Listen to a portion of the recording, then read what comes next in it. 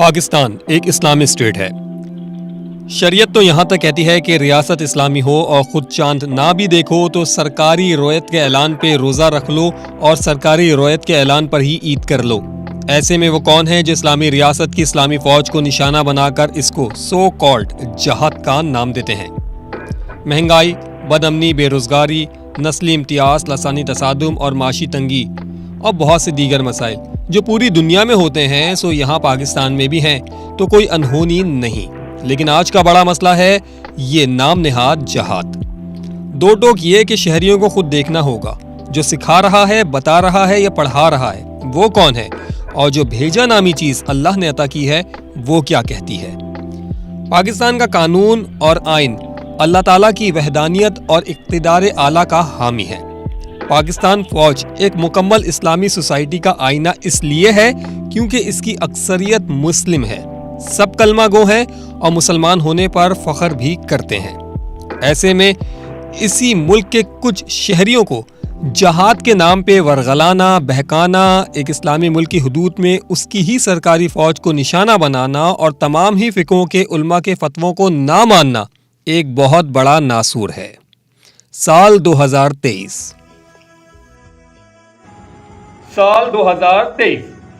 تحریک جہاد پاکستان اب یہ نئی تنظیم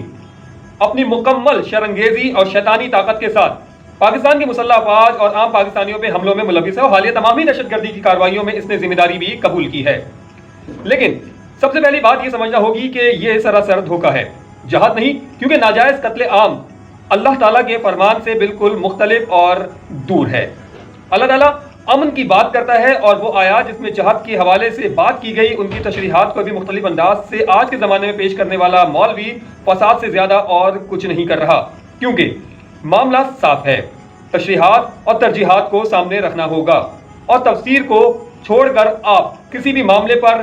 اینڈ تک نہیں جا سکتے۔ جس کو کہتے ہیں کہ بات کی کھال نکال لی جائے تو پھر بات کی کھال نکالنے کے لیے ان افراد کا ہونا ضروری ہے جو اس ہنر کو جانتے ہوں۔ مسلم امہ میں کئی مکاتب فکر ہیں جن میں شیعہ اور سنی دو بڑے مکاتب ہیں۔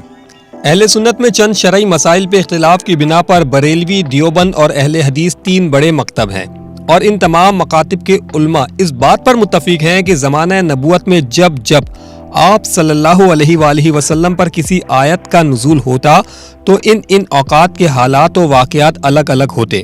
مسلمانوں کے عقائد کے مطابق قرآن کریم کو اللہ تعالیٰ نے جبرائیل فرشتے کے ذریعے پیغمبر محمد صلی اللہ علیہ وآلہ وسلم پر تقریباً 23 برس کے عرصے میں اتارا، یعنی 23 سال، جن میں کئی موسم بدلے، کئی ادوار اور تقریباً 2 نسلیں پروان چڑھیں۔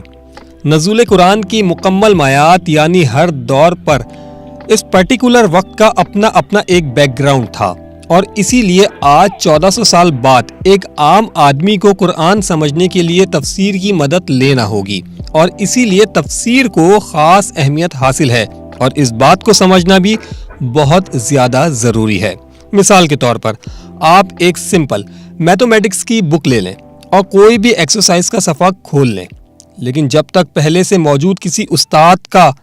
فارمولا اپلائی نہیں ہوگا یا موجودہ وقت میں آپ کے پاس کوئی ٹیچر نہیں ہوگا تو آپ جواب تلاش نہیں کر پائیں گے۔ اس بات کو مزید آسان کر دیتے ہیں کیونکہ ہم سب مسلمان ایمان کا حصہ رسول اللہ صلی اللہ علیہ وآلہ وسلم کی زندگی اور ان کی احادیث کو رکھتے ہیں، تو اسی کو مشعل راہ بنا لیتے ہیں، یعنی صحیح حدیث کے بغیر سیدھے راستے کی ہدایت ممکن نہیں، تو ایک حدیث کا سہارا لیتے ہیں جس کا ریفرنس ہے جامع ترمذی، حدیث نمبر 3555، جلد نمبر 2، باب المناقب، صفحہ نمبر 578۔ ہمیں رسول اللہ صلی اللہ علیہ وآلہ وسلم اپنی وصیت میں بتا کے گئے، یعنی وہ 2 چیزیں چھوڑ کے جا رہے ہیں، جب تک تم ان سے جڑے رہو گے گمراہ نہیں ہوگے، ایک قرآن اور دوسرے اہل بیت اطہار۔ یعنی یہ بات ثابت ہو رہی ہے کہ ہر سبجیکٹ کا ایک استاد ہوتا ہے۔ آپ کی انگریزی بہت اچھی ہو تو ضروری نہیں کہ آپ میتھ میں بھی اچھے ہوں، تو آپ کسی بھی آیات کا اصل مفہوم سمجھنے کے لیے اسی حدیث کا سہارا لیں گے یا پھر دیگر احادیث جو اس سے متعلق ہوں، یعنی اہل بیت اطہار، اصحاب اکرام یا دیگر وہ افراد جو ولی خدا کہلائے یا جن کو قرآن پر عبور حاصل ہوا، وہی اصل مفہوم اور اصل تفسیر کے اصل حقدار ہوں گے، جو کہ ان کی زبان یا ان کے قلم سے اہل علم تک پہنچے، اور پھر اہل علم وہ ہوں گے جو اس کو پوری ایمانداری سے لفظ با لفظ سچ آپ تک پہنچا دیں، نہ کہ وہ شرپسند عناصر جو کسی بھی چھوٹی زمین، گھر، پلاٹ، شہرت یا اپنے نام کے لیے ممبر یا مساجد میں بیٹھ کے شرانگیزی پھیلائیں اور اپنی شہرت کو دوام بخشیں۔ ایک انفرادی شخص یہ حیثیت نہیں رکھتا کہ وہ جہاد کا فتویٰ دے یا ترغیب دے یا پھر ذہن سازی کرے، اگرچہ وہ ایک اسلامی ریاست کا رکن ہے اور اسلامی ریاست میں رہتا ہے تو پھر تمام فتوے دینا اسلامی ریاست کی ہی ذمہ داری ہے۔ اسلام میں فتوے دے کر مسلمانوں کو قتل کرنا، کروانا یا اس کی ترغیب دینا سراسر حرام ہے۔ اردو، سندھی، انگریزی، پشتو جو زبان آپ اچھے سے سمجھتے ہیں، اس زبان میں قرآن کی سورہ فتح کا ترجمہ پڑھیں۔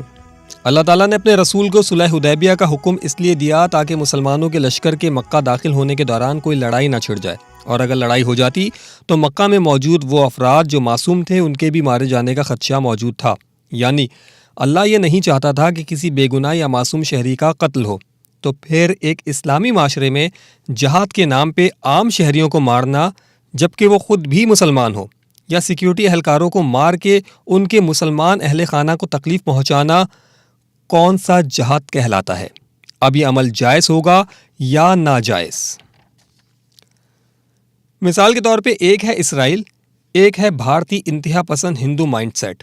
کبھی غور کریں کہ یہ جہاد ان کے خلاف کیوں نہیں ہو رہے؟ داعش بنتی ہے تو شام اور عراق میں مسلمانوں کو مارنے کے لیے، TTP بنتی ہے تو پاکستان میں مسلمانوں کو مارنے کے لیے، لشکر جھنگوی سمیت کئی جہادی تنظیمیں جو صرف معصوم شہریوں کو مارتی ہیں یا مسلمانوں کو نشانہ بناتی ہیں یا پاکستان کی فوج کو نشانہ بناتی ہیں، جبکہ یہ سب کے سب کلمہ گو ہیں، تو پھر اصل ایجنڈا کیا ہوگا؟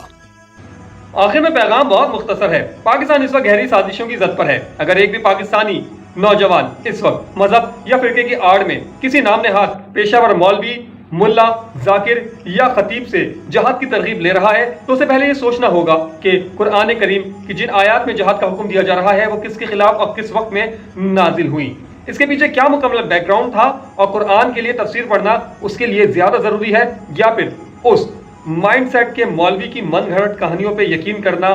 اس کے لیے زیادہ اہم ہو گیا ہے۔ جائز اور ناجائز کا یہ فرق اسے خود تلاش کرنا ہوگا۔